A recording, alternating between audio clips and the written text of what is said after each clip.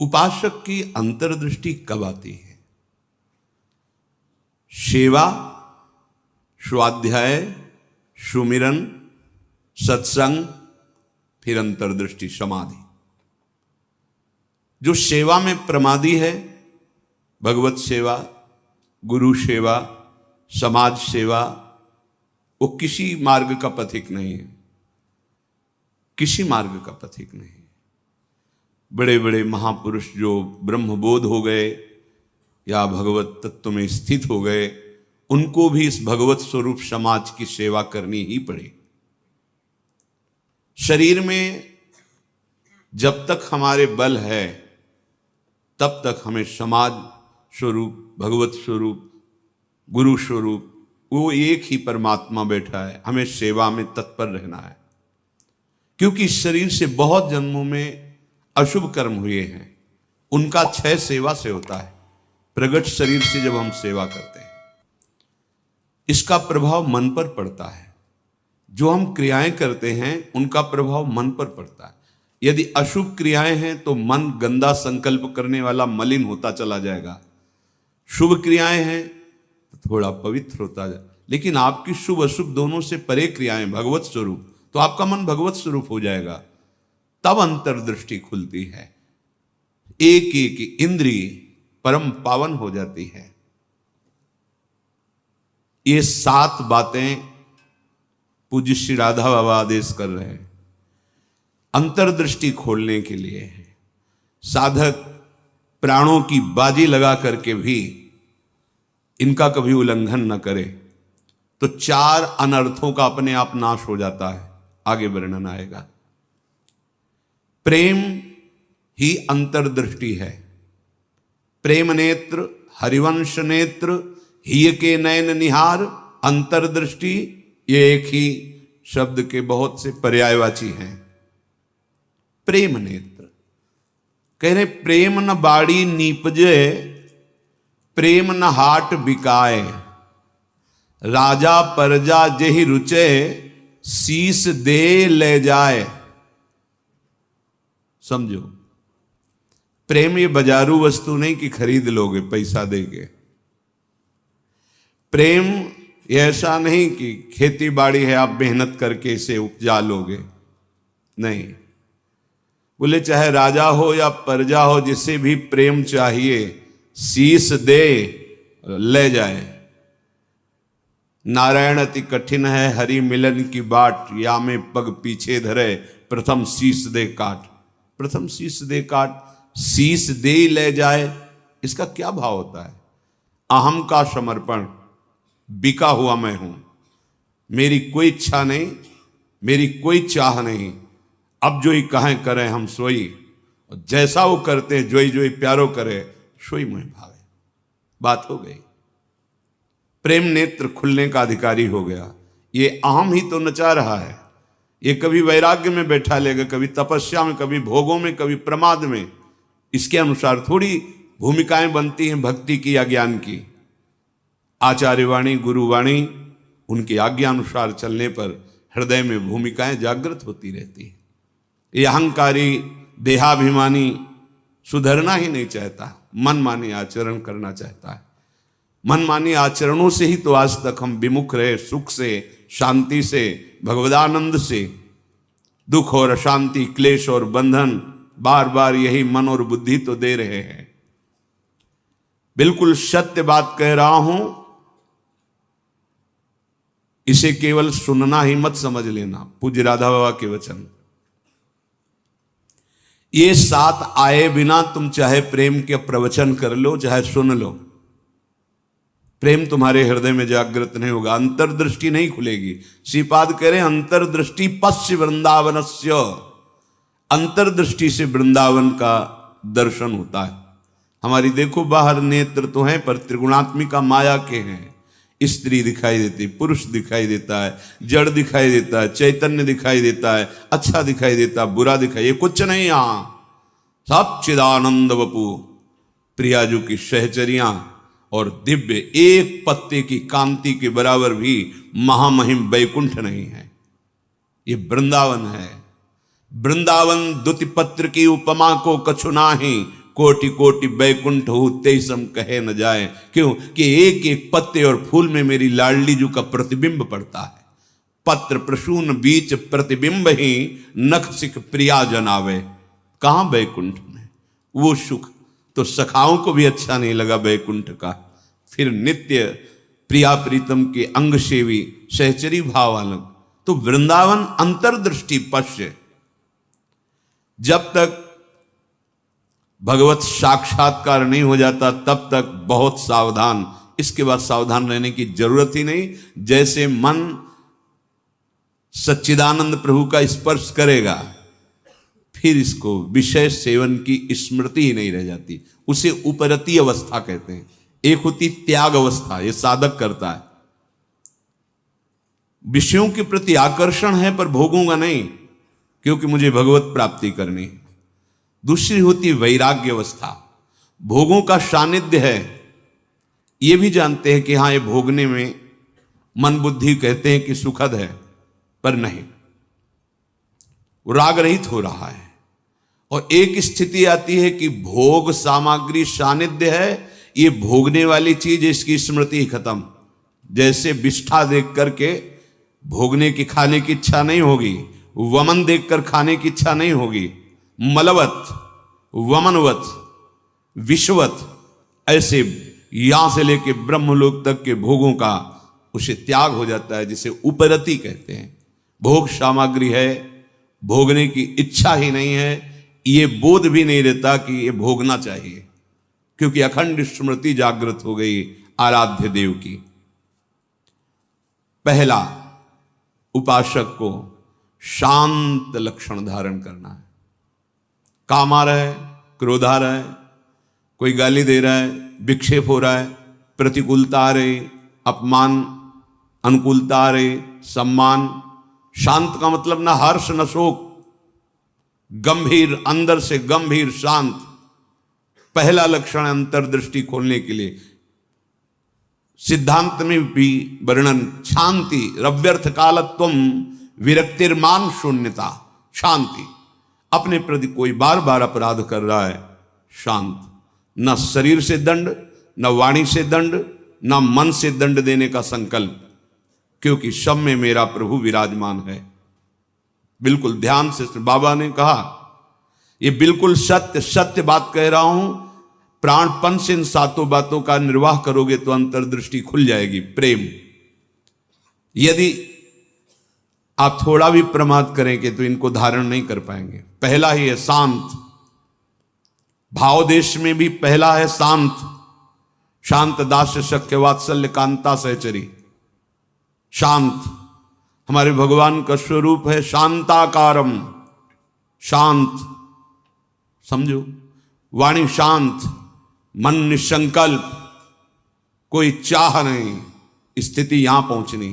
शांत का स्वरूप ये, न शोचते न कांक्षते, समः सर्वेषु भूतेषु मद भक्तिम लभते पराम। मेरी भक्ति का परम लाभ, पराभक्ति का स्वरूप ये। कोई चाह नहीं, कोई चिंता नहीं, कोई भय नहीं, कोई शोक नहीं। ब्रह्मभूता प्रसन्नात्मा, हर समय अखंड प्रसन्नता। देखो भक्त कैसा शांत होता है। परीक्षित जी महाराज गर्भ से ही भगवान के परम प्रिय भक्त हैं। भगवान ने गर्भ में ही रक्षा की। जब ये उत्तरा जी के गर्भ में थे, अश्वस्थामा ने ब्रह्मास्त्र संधान किया। कितनी बुद्धि बिगड़ गई थी। गर्भस्थ शिशु की हत्या सबसे बड़ा पाप होता है।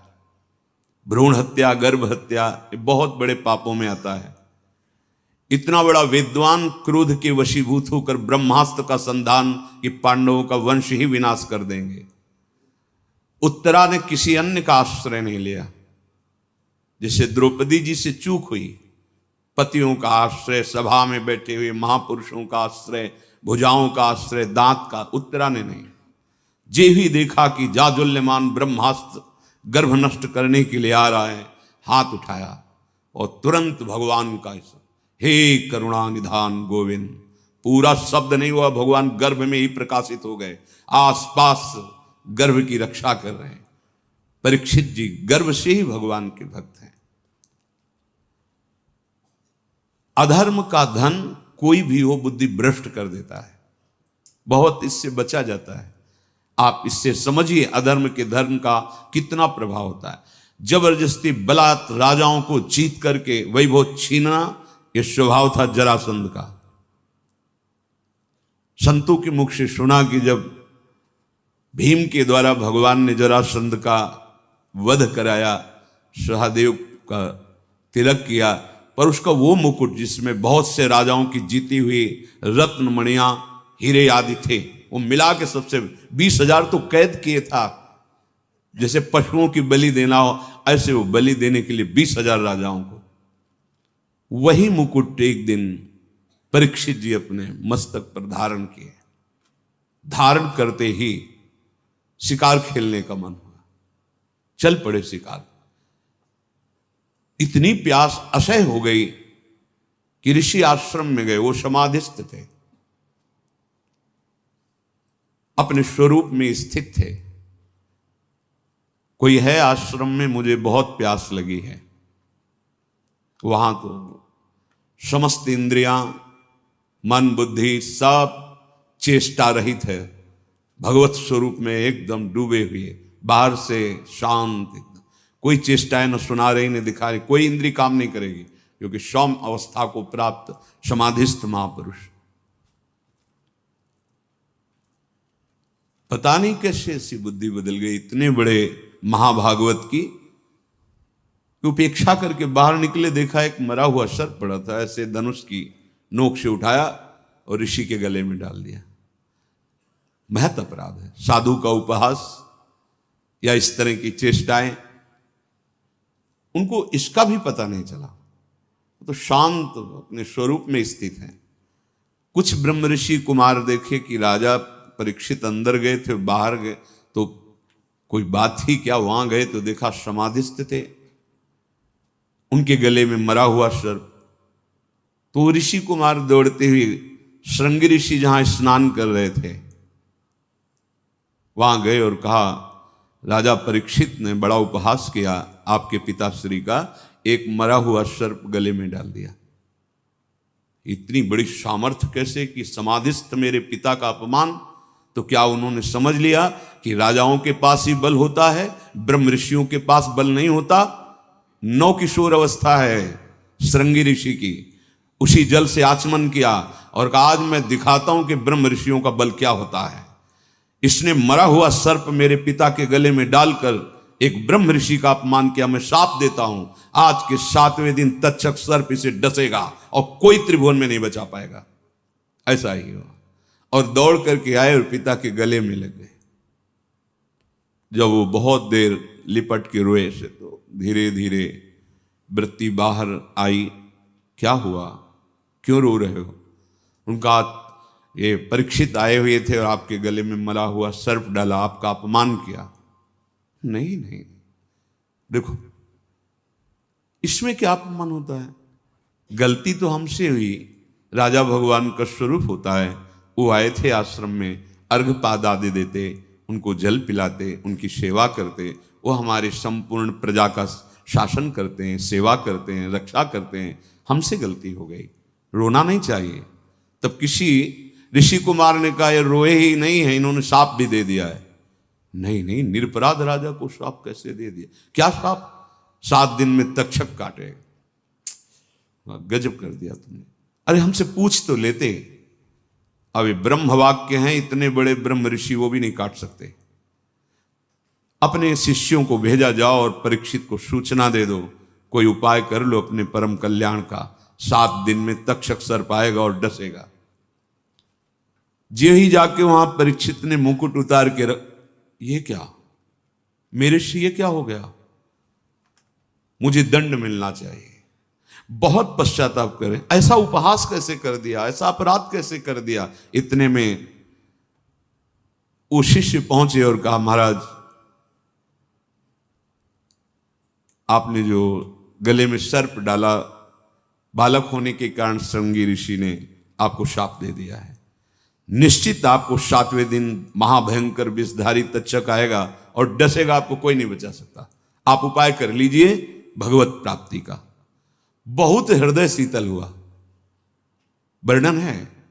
एकदम हृदय में शीतलता हुई, प्रायश्चित हो गया। तत्काल सर्वस्व का त्याग, सम्राट पद पर जन्मेजय का तिलक और गंगा के किनारे का 7 दिन तक भगवान सुखदेव जी के द्वारा गाई हुई भगवत चर्चा श्रवण की और बीच में प्रार्थना की थी कि भगवान आप चिंता मत कीजिए, ये भूख और प्यास मुझे अब परास्त नहीं कर सकती। जिस प्यास से पीड़ित होकर के हमने गले में सर्प डाला था, आज उसी प्यास को मैं पराजित कर रहा हूं आपके श्रीमुख से सुने हुए भगवत वचन। विचार करो, इतने बड़ा श्राप सुनने के बाद उनके हृदय में कोई शोक नहीं, शांत हृदय, 7 दिन कुछ खा पी नहीं रहे, शांत हृदय। भक्त का हृदय शांत होता है। उनके गले में सर्प डाला हुआ शांत नहीं हुए, कोई बात नहीं। अगर हम भगवत दर्शन करना चाहते हैं, महासुख में निमग्न होना चाहते हैं, दुख मिटाना चाहते हैं, तो शांत होना स्वभाव में लाएं। अशांत स्वभाव नहीं। अशांतस्य कुतः सुखम। अशांति अगर हृदय में होगी तो बहुत पाप बन जाएंगे, कड़ुआ बोलोगे, गंदे आचरण बन जाएंगे, हिंसा आदि दोष भी उत्पन्न हो सकते हैं। इसलिए पहला अंतर्दृष्टि खोलने के लिए शांत, हमारा भाव भी पहला शांत भाव। ये मार्ग का पथिक भी शांत मार्ग का पथिक है। शांत शब्द को पकड़ो, अशांति अंदर से है दबा लो। नाम जब कर रहे हो ये सब मिट जाएगी। बाहर से तुम्हें पहले शांति लानी, बाहर की क्रियाओं में किसी भी तरह से किसी द्वंद्व में तुम्हें अशांत नहीं होना है। वो तभी हो सकता है जब आप लक्ष्य बना लियो भगवत प्राप्ति, तभी सह सकते हो, कोई बात नहीं। भगवान इसकी बुद्धि में बैठ करके हमारे को सहनशीलता सिखा रहे हैं, इसीलिए निंदा कर रहा है, अपमान कर रहा है, अवहेलना कर रहा है। भगवान के द्वारा प्रेरित है या कोई कर्म हमारा क्षय हो रहा है, शांत। दूसरा है आराध्य देव के भजन के सिवा कोई भी एक क्षण व्यर्थ न जाने पावे। अव्यर्थ कालत्वम, कबहू काल वृथा नहीं जाए। सेवक जी महाराज पकड़ो, अंतर्दृष्टि प्राप्त महापुरुष ही जीवन मुक्त कहा जाता है। पकड़ो, कोई भी क्षण भजन के बिना ना जाए। शरीर से सेवा हो रही और अंदर ही अंदर नाम जब चल रहा है, प्रभु के लीला रस से भरे हुए पद गुनगुना। कितना सहज सरल भगवदानंद प्रदान करने का हमें साधन मिल गया गुरु कृपा से। सेवक शरण सदा रहे, अनत नहीं विश्राम।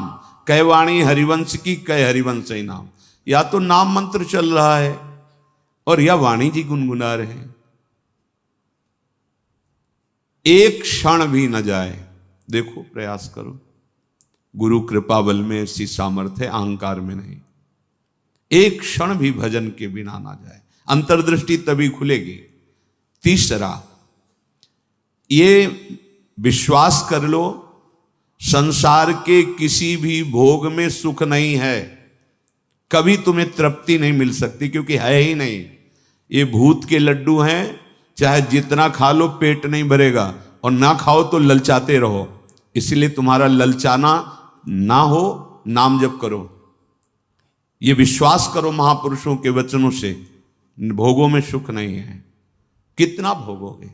महाराज ययाति ने अपने शरीर से तो यौवन अवस्था का भोग किया ही, अपने पुत्र की यौवन अवस्था लेकर फिर भी तृप्ति नहीं हुई।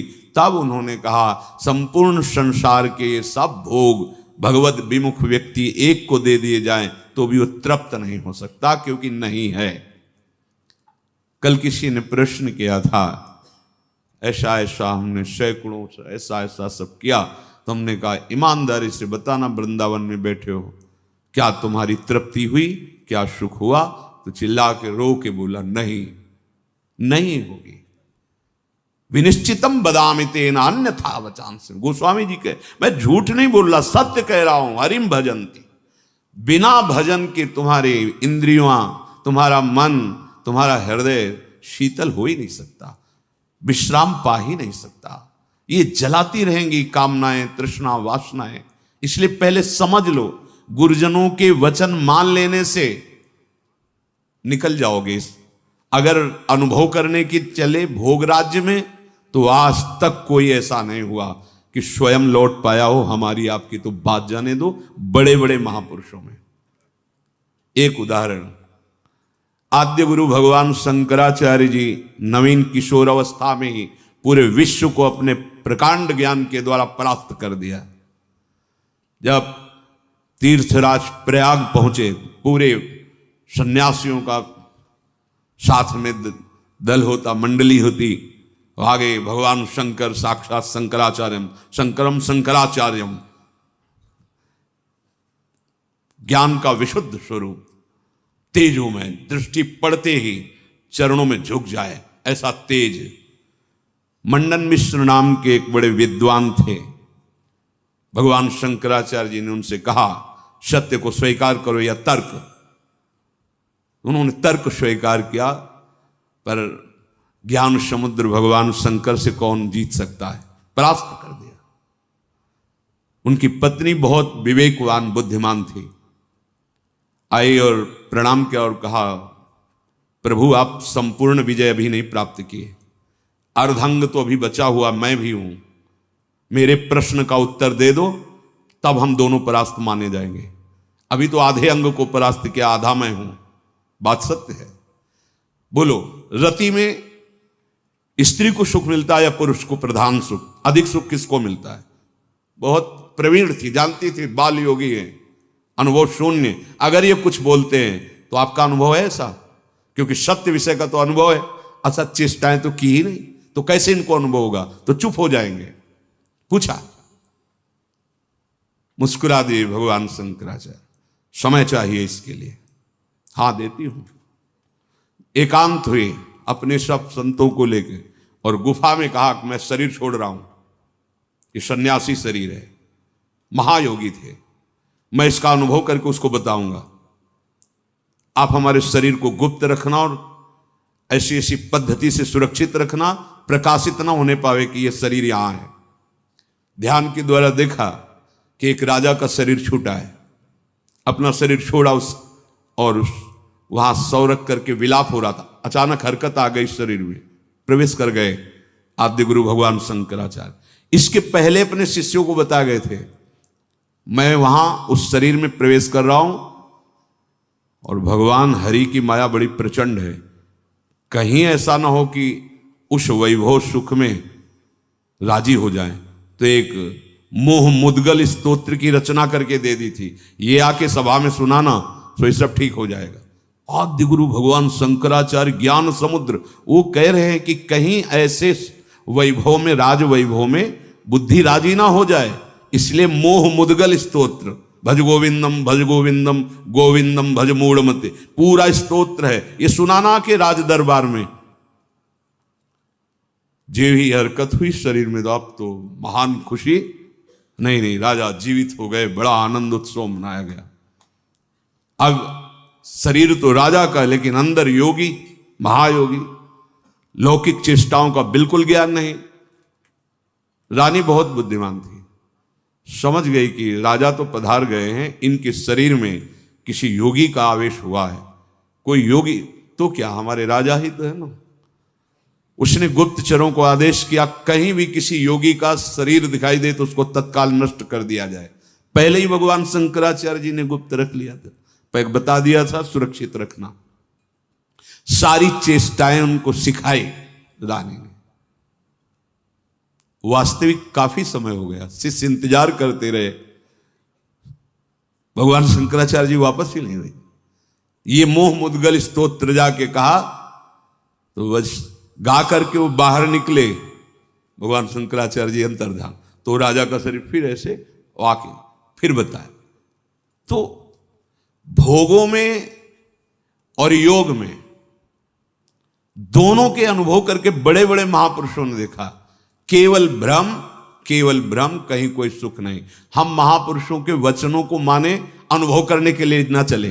अनुभव करने के लिए जब गए तो आद्य गुरु भगवान शंकराचार्य भी अपने शिष्यों को मोह मुद्गल प्रहार करके मोह का नाश करना, क्योंकि उस शरीर में जाने पर हो सकता है मोहबद्ध कर, ये भगवान की प्रचंड माया है। तो गुरु वचनों को मान लो, शास्त्र वचनों को मान लो, अनुभव करने गए तो फिर फंस जाओगे। वो तो समर्थ भगवान है, लीला करके दिखा रहे हैं। अपने इतनी सामर्थ्य नहीं कि भोगों का अनुभव करके फिर उनका त्याग करके भगवत मार्ग में चले। जब भगवान शिव मोहिनी रूप को हृदय से लगाया, फिर आवेश हटा माया का, तब भगवान हरि ने कहा कि प्रभु केवल आप ही हैं कि मेरी माया का आकर्षण, और फिर अपने स्वरूप में स्थित हो गए। दूसरा इस सृष्टि में नहीं है, सृष्टि में नहीं। ऐसी प्रचंड माया भगवान की है। इसलिए पूज्य राधा बाबा कह रहे उपासक, तीसरा नंबर है, समस्त भोगों में कोई सुख नहीं है, ये मान लो। केवल शरीर यात्रा के लिए या अपनी धर्म पूर्ति के लिए आप गृहस्थ में हैं, तो धर्म पूर्ति के लिए, संतानोत्पत्ति के लिए वो आज्ञा शास्त्र की है, वो निष्पाप क्रिया है, वो आपको आगे बढ़ाएगी। भगवत मार्ग के पथिक को जितने से काम चल जाए कम से कम, उतना शास्त्र सम्मत भोगों को स्वीकार करके आराधना में बढ़ना है। शास्त्र सम्मत, तस्मात् शास्त्रम प्रमाणम ते। पहली बात तो भोगों में सुख है ही नहीं, ये बैठा लो। जितने से प्राण पोषण उतना अन्न डाल लिया, जितने से शरीर ढक जाए उतना वस्त्र धारण कर लिया। निरंतर निरंतर शांत और निरंतर, एक क्षण का अंतर न पड़े ऐसा भजन, और भोगों में सुख बिल्कुल नहीं है ऐसा। जैसे कोई दुर्गंध युक्त स्थान हो तो हम नाक बंद करके चलेंगे क्योंकि बड़ी दुर्गंध है। कोई मल बमन आदि पड़ा हो तो उस पर दृष्टि नहीं डालेंगे। ऐसे भगवत मार्ग में चलने वाले पथिक की दृष्टि बड़े से बड़े आकर्षणकारी भोगों के प्रति होती है, ध्यान रखना। रमा विलास राम अनुरागी तजत बमन जिम जन बड़भाग, वो देखेगा भी नहीं।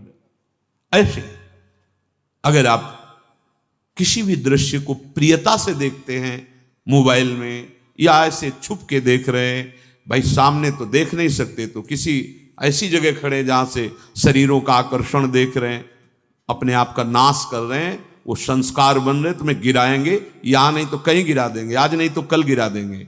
बहुत सावधान। ये तीसरा है, किसी भी भोगाकर्षण से हम प्रभावित ना हो। जब दूसरा चलेगा तो तीसरा ही आ जाएगा। निरंतर भजन और ये सावधानी, निश्चित निश्चित। हमें अच्छा लगा जब उससे पूछा, वो खुद वर्णन कर रहा था ऐसा ऐसा ऐसा। हम कहा क्यों गंदी बातें सुने, पर इसलिए कि इससे लाखों लोगों का भाव शुद्ध हो सकता है। उससे पूछा तुम्हें क्या मिला, सुख मिला? तो उसने कहा नहीं, और रो पड़ा चिल्ला के।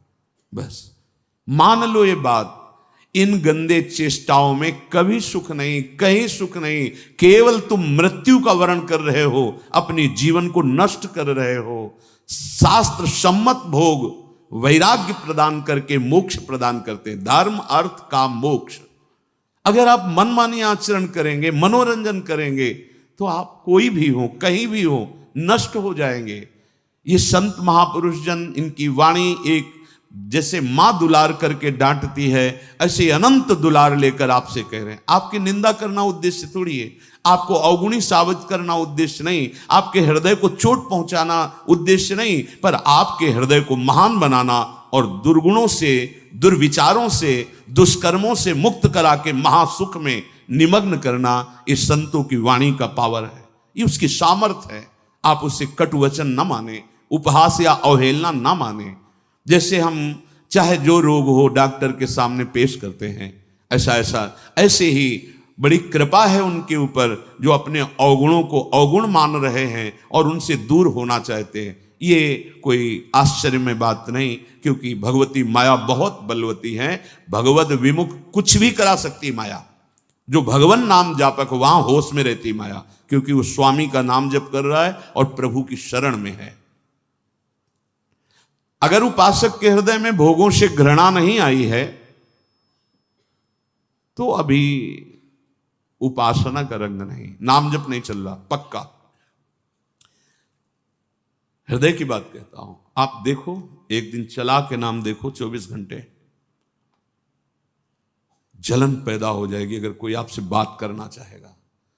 कुछ देखना, कुछ सुनना, कुछ बोलना, ये जहर लगने लगेगा आपको। देखो तो करके। अब आप मनोरंजन में लगे हो, किसी तरह समय कट रहा है, खाया पिया, मौज मस्ती, ये जीवन ऐसे व्यतीत करने लायक नहीं। बड़ा दिव्य जीवन है। मानव देह पशुवत थोड़ी आचरण करना है। दिव्य दैवी सद्गुणों से युक्त होकर आप चाहो नारायण बन सकते हो, आप साकेतपुर जा सकते हो, आप शिव स्वरूप कैलाश में जा सकते हो, आप जो भाव चाहें दिव्य भाव में। ये जन्म मरण का दुख भोगते भोगते तुम्हें ऊबना नहीं आया। एक संकट कोई निवृत्त करने के लिए मारा घूमता है, यहां चले जाएं, वहां चले जाएं, और नाम गरज रहा है हर दुखों को मिटाने के लिए। कहीं जाने की जरूरत नहीं। राम कृष्ण हरि जो नाम प्रिय, राधा राधा राधा, सर्व मंगल होता चला जाएगा। बार बार इसीलिए कह रहे हैं, नाम जपत मंगल दिशि दसहु। कहीं भी जाओगे तुम्हारा मंगल ही होगा, नाम चल रहा है। नहीं, ये भोगा शक्ति बहुत ही प्रबल है, विचार करने का अवसर नहीं देती, भ्रष्ट कर देती है। नाम चल रहा है, इसकी ताकत नहीं कि गिरा सके। चौथी बात, मन में अपने अंदर मान का बिल्कुल भी प्रभाव ना रह जाए। अंतर्दृष्टि खुलने के लिए पहला शांत, दूसरा निरंतर भजन, तीसरा भोगों में सुख नहीं है, दृढ़ बुद्धि, भोगों से घृणा। चौथी बात, अपने अंदर मान न रह जाए। अगर मान है तो परम पद में आरूढ़ होने के लिए सबसे पहला त्याग इसी का किया गया है। निर्मान मोहा जित संग दोषा। पहले मान रहित, सबहि मान प्रद आप अमानी। मान अगर है तो फिर परमार्थ मार्ग का पथिक। और संसार में मान के लिए ही सब कुछ किया जाता है, और परमार्थ मार्ग इससे उल्टा है, मान की धज्जियां उड़ा दी जाती हैं। सम्मानम कलयाति घोर गरलम, ये घोर हलाहल विष है। अगर अध्यात्म की ऊंचाई पर चढ़ना है तो सम्मान की धज्जियां उड़ा दे, अंदर से कभी स्वीकार न करे, सबके चरणों में नमन करे। वो साष्टांग कर रहा है, पंचांग कर रहा है, बलिहारी उसकी श्रद्धा है। वो सबके हृदय में विराजमान भगवान को प्रणाम कर रहा है, गुरु प्रदत्त वेश को प्रणाम कर रहा है। हम तो दास हैं उनके चरणों में। सम्मान स्वीकार करना, ऐसा अधिकार केवल भगवान को या भगवत प्राप्त महापुरुष को ये अधिकार है, अपने जैसे दासों का। बस कोई प्रणाम करे तो नम्र होके प्रणाम। अगर वो कर रहा है तो गुरु प्रदत्त वेश को, हृदय में विराजमान प्रभु को कर रहा है, अपने को नहीं। अगर अपने उस मान के भोक्ता बने तो परमार्थ चल ही नहीं पाओगे, नहीं चल पाओगे, नहीं चल पाओगे। ये मान बहुत घातक जहर है। अगर सत्संग नहीं मिला, गुरु कृपा नहीं हुई, तो इसी का पोषण शुरू रहता है। वैराग्यवान होकर के भी इसी मान का पोषण होता रहता है। और परम पद में आरूढ़ होने के लिए सबसे पहला त्याग इसी का है। निर्मान अमोहा जित संग दोषा, मान रहित। ये हृदय में बैठा लिए, बहुत सूक्ष्म बंधन है ये। कभी कभी बड़े बड़े मान का त्याग मान के लिए हो जाता है। सम्मान पत्रों का, आसनों का त्याग मान के लिए। बड़े सुंदर, कितने दयनीय। ये सुनने की इच्छा मान की इच्छा है।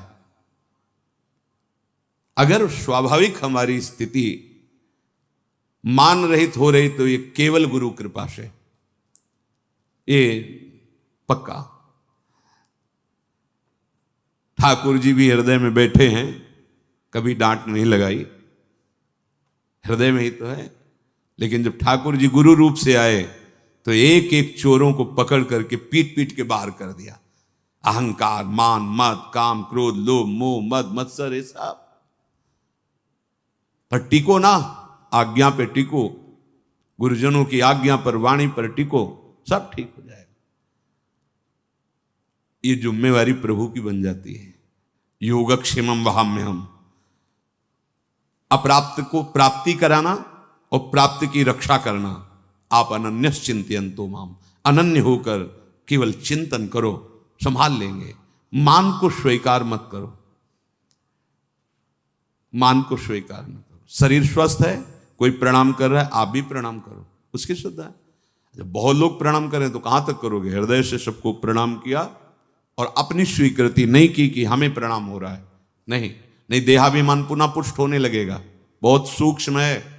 जहां हमारा मन प्रपंच में फंसने लगे, जहां हमारा मन संसार की मान्यताओं को स्वीकार करने लगे, नहीं, ये जीवन केवल भगवत प्राप्ति। मन की बिल्कुल एक दृष्टि रखो मन पर, इसकी एक एक वृत्ति की जांच करनी है। वो स्वाभाविक स्फुरित जो हो रहा है उसका विकारात्मक स्वरूप, शासन उस पर, प्रश्न उत्तर उससे करो। हम लोग क्या करते हैं? गुरुजनों से प्रश्न उत्तर करके तर्क रखते हैं। तर्क रखो मन के ऊपर। क्यों? बहुत बार तो तेरी सलाह मान ली, दुर्गति ही हुई है, अब तुझको मेरी सलाह माननी होगी, जो मैंने संतों से सुना है, जो मैंने शास्त्रों से पढ़ा है, उस पर तर्क रखो। नहीं, मन के तो बोलते ही दस्तखत कर दिए और शास्त्र सम्मत गुरुजनों की वाणी पर क्यों में हो, ऐसा क्यों, वैसा क्यों। चौथा है आपके मन के अंदर मान का बिल्कुल न रह जाना। अमानिना मान देना, स्वयं अमानी, दूसरों को मान देना। महाराज भर्तृहरि जी जब भोगों से वैराग्य की वृत्ति जागृत की, कुछ नहीं, पिंगला का दृश्य देख करके घोर वैराग्य युक्त भगवान शंकर की आराधना, समय पर देवाधिदेव महादेव प्रसन्न हुए और कहा क्या इच्छा करते हो, वरदान मांगो। तो भर्तृहरि जी ने यही वरदान मांगा था, प्रभु कभी सम्मान से मुझे भिक्षा भी ना मिले, तिरस्कृत होकर भिक्षा पाऊं, कभी सम्मान से, मान से नहीं। ये क्यों? जहां मान जागृत हुआ फिर देहाभिमान, क्योंकि चक्रवर्ती सम्राट रहे ना, तो यही मांगा कि मान रहित हमारी स्थिति रहे, अर्थात भिक्षा भी मुझे कभी सम्मान से न मिले प्रभु। और महापुरुषों के वचन, जिस गली में भिक्षा मांगने गए आपका तिरस्कार हुआ, अपमान हुआ, अवहेलना हुई, उस गली में जरूर जाना चाहिए। लेकिन उस गली को पहचान लेंगे, जाएंगे नहीं। और आओ बाबा राधे श्याम, बैठो कुर्सी में बैठो, एक गरम गरम बनाओ, वहां जरूर जाएंगे। नहीं, वहां मत जाइए। दरवाजे के बाहर से भिक्षा का अधिकार है, अंदर बैठना, कुर्सी में जाके बैठना, बात करना, हंसना, ये आप अपने लिए वो बीज बो रहे हैं जो परमार्थ को नष्ट कर देगा। गुरुजनों का आदेश है, भिक्षान्न केवल गेट के बाहर से, राधे श्याम 2-3 आवाज लगाई, अगर कोई ग्रह निकला भिक्षाम दे, ली रोटी चल, नहीं बस 1 2 3 आवाज लगाई, बाहर मिला मिला, नहीं मिला भूख पा लिया। तब भगवान अधीन होते हैं ऐसे भक्तों के। मन में मान का बिल्कुल न रह जाए आदर, बिल्कुल। 5वां, दिन रात में प्रतिपल ये भरोसा दृढ़ हो जाए भगवान हमारे साथ हैं। प्रेम दृष्टि खुलने का ये राधा बाबा का आदेश है। रात दिन तुम्हारे अंदर ये भरोसा हो जाए कि दिखाई तो नहीं दे रहे, भगवान है निश्चित हमारे पास। हमारी वाणी जी कहती है, नाम वाणी जहां श्याम श्यामा तहां। नाम चल रहा है तो तुम्हें दिखाई देंगे आगे चलकर, अभी पहले पाप नष्ट होने दो, अनर्थ की निवृत्ति होने दो, फिर देख लेना। पर तुम्हें ये विश्वास करना है आज सुन के, हर समय भगवान हमारे पास हैं, हमारे आराध्य देव हमारे पास हैं, हमारे पास हैं और निश्चित वो मुझे मिलेंगे। 5वां है, निश्चित मुझे मिलेंगे, वो हमारे आसपास ही हैं, वो हमें देख रहे हैं। विश्वास करो, हमारे आराध्य देव आसपास हैं, मुझे देख रहे हैं और मैं उन्हें जरूर देखूंगा, अर्थात निश्चित भगवत साक्षात्कार होगा। 6, माला संख्या पूरी करने वाली यहां बात नहीं है, वो तो प्रारंभ की होती है। यहां बात है कि प्राण छूट जा सकते हैं लेकिन भजन नहीं छूट सकता, ऐसी दृढ़ता पूर्वक भजन। दूसरा था निरंतर भजन, अब इसमें दृढ़ता पूर्वक भजन। दृढ़ता इसलिए 6 नंबर मानो उसी की व्याख्या का रखा है। कोई प्रलोभन आ सकता है जो आपके भजन को रोक सके, क्योंकि माया बहुत बलवती है। कोई वासना दबी होगी, वही वासना का सारा भोग सामग्री फ्री, एकांत भोगो इसको, क्योंकि आप बहुत ऊंचाई पर चढ़ने जा रहे हो, भोगो इनको।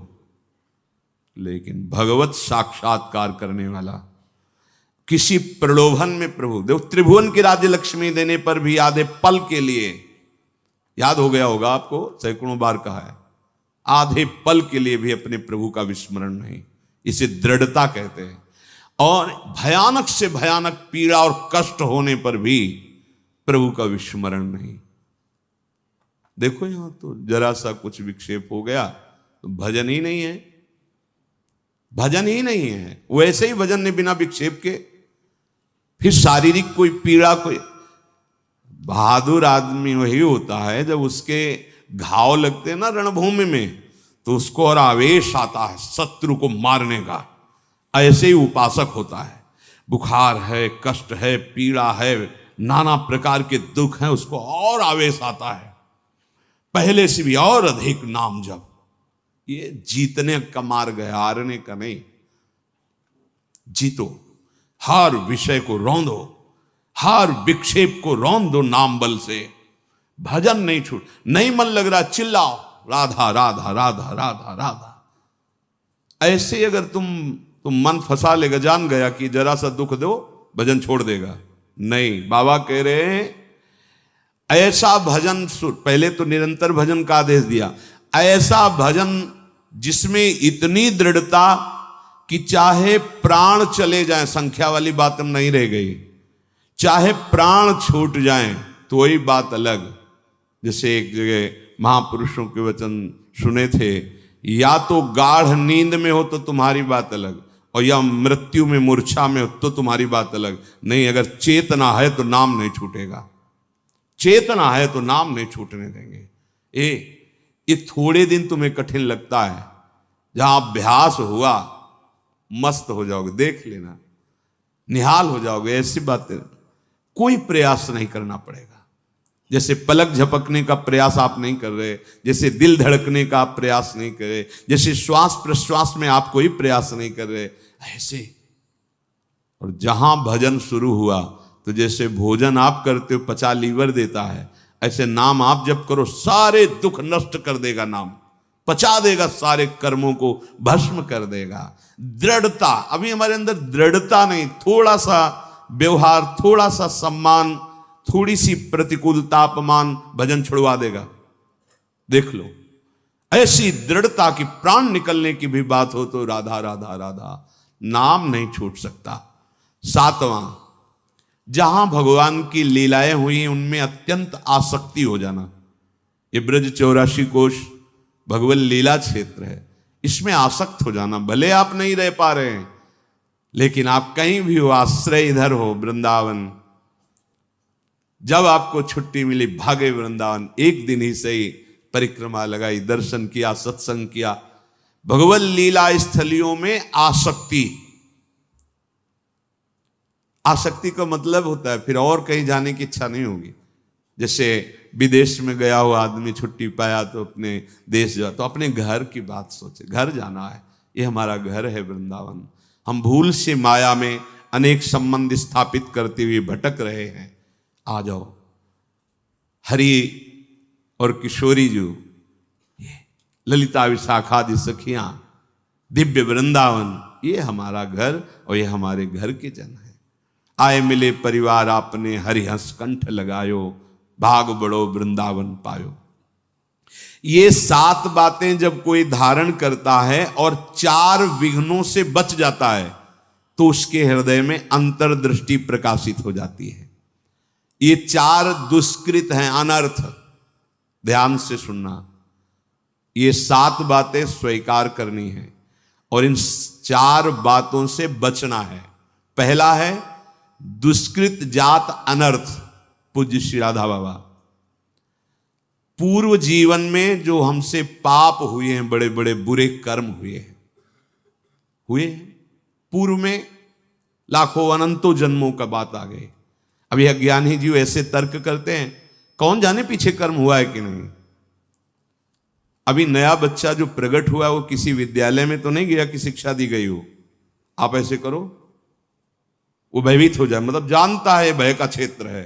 मां जब दुग्ध तो पीने लगता है, इसका मतलब ये पूर्वाभ्यासी है इसका, दुलार करो, ऐसे पुचकारो, वो किलौरे।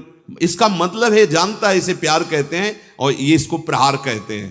वो बड़ा पुरातन है, कपड़ा नया बदला हुआ है, अभी जीव नया है।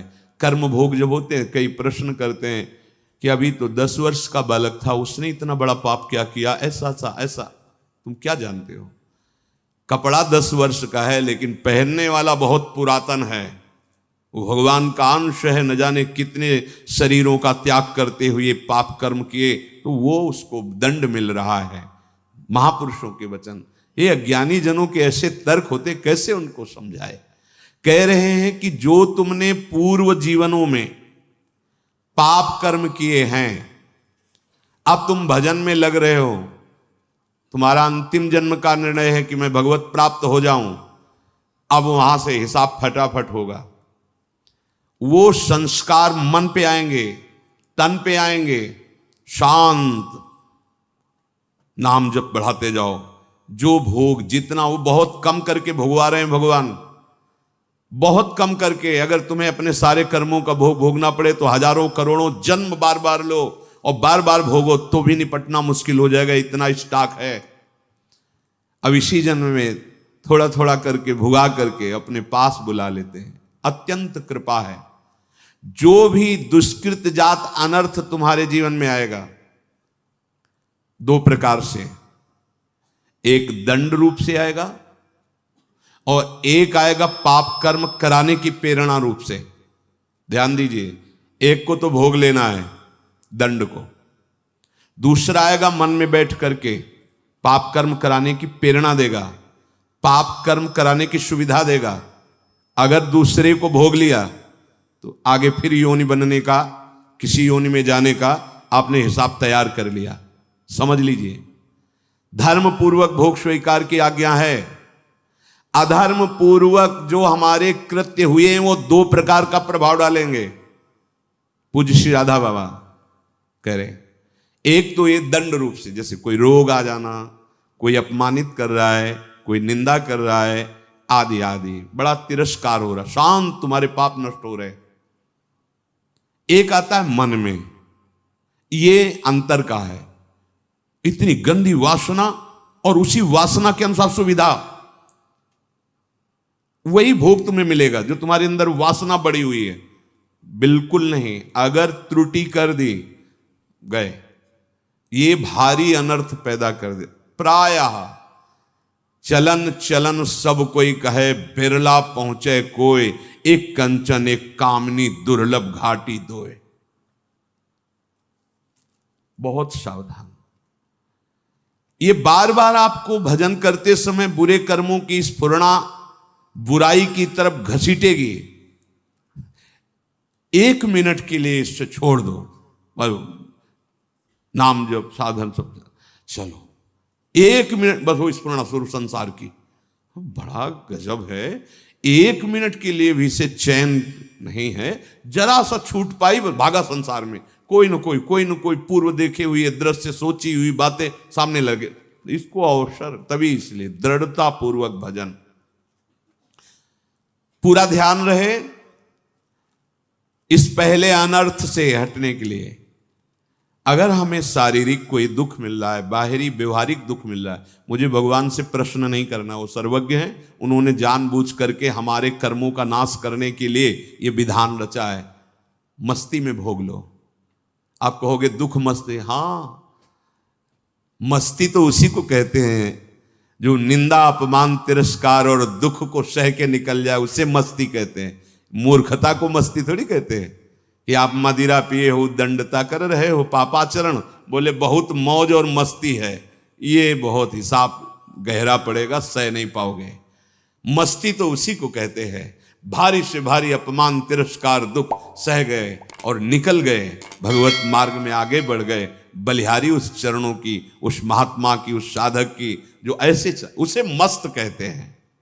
वाह वाह रे फकीरा वाह जी, धन्य है तू, निकल गया माया को रौंद के। तो फकीर का मतलब केवल वेश से नहीं है, अंतर से है। सबको भगवत प्राप्ति करने का अधिकार है, सब महात्मा हो सकते हैं, चाहे जिस वेश में हो, बस आचरणों को सुधार करके स्थिति को लाओ, स्थिति प्रज्ञ को महात्मा कहते हैं।